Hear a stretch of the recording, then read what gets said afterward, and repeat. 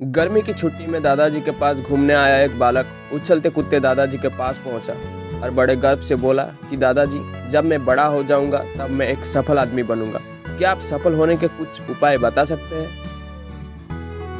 दादाजी हाँ में सर हिला दिया और बिना कुछ कहे लड़के के हाथ पकड़ा और उसे करीबी पौधशाला ले गए। वहां जाकर दादाजी ने 2 छोटे छोटे पौधे खरीदे और घर वापस आ गए। वापस आकर उन्होंने एक पौधा घर के बाहर लगा दिया और दूसरा पौधा गमले में लगाकर घर के अंदर रख दिया। अब आपको क्या लगता है कि इन दोनों पौधों में से भविष्य में कौन सा पौधा अधिक सफल होगा?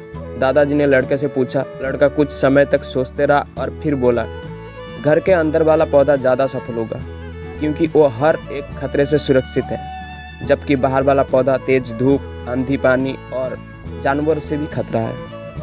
दादाजी बोले, चलो देखते हैं आगे क्या होता है, और वो अखबार उठा के पढ़ने लगे। दादाजी दोनों पौधों पर ज़्यादा ध्यान देते रहे और समय बीतता गया।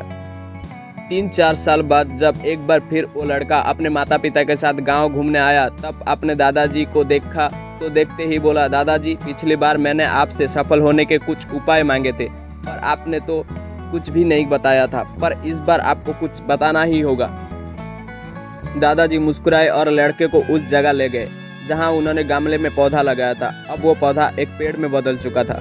लड़का बोला, देखा दादाजी, मैंने कहा था ना कि ये वाला पौधा ज़्यादा सफल होगा। दादाजी ने बोला कि अरे पहले बाहर वाले पौधे का हाल तो देख लो। और ये कहते हुए दादाजी लड़के को बाहर ले गए। बाहर एक विशाल पेड़ गर्भ से खड़ा था। उसकी शाखाएं दूर तक फैली हुई थी और उसकी छांव में खड़े राहगीर आराम से बातें कर रहे थे।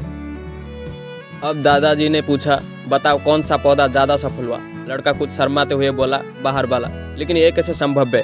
बाहर तो उसे ना जाने कितने खतरों का सामना करना पड़ा होगा।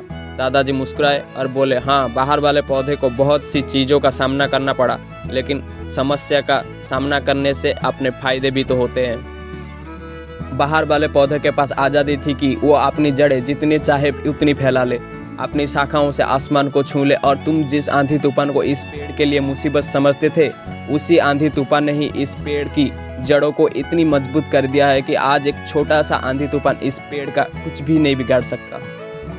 बेटे, अब जो मैं तुम्हें बताने वाला हूँ उसे अगर तुमने अपने अंदर बिठा लिया तो तुम जिंदगी में जो कुछ भी करोगे उसमें सफल हो जाओगे। उन्होंने बोला कि अगर तुमने जीवन भर सिर्फ अच्छे विकल्प को चुनते रहोगे तो तुम कभी भी उतने सफल नहीं हो पाओगे जितना तुम्हारा क्षमता है। लेकिन अगर तुम तमाम खतरों के बावजूद इसी दुनिया का सामना करने के लिए तैयार हो तो तुम्हारे लिए कोई भी लक्ष्य हासिल करना असंभव नहीं है। लड़के ने लंबी सांस ली और उस पेड़ की तरफ देखने लगा। वो दादाजी की बात को समझ चुका था। आज उसे सफलता का एक बहुत बड़ा सबक मिल चुका था कि जीवन में हम जिन रुकावटों को हम जितना बड़ा शत्रु समझते हैं, वही हमें मजबूत और जीवन में बहुत ज़्यादा सफल बनाती है।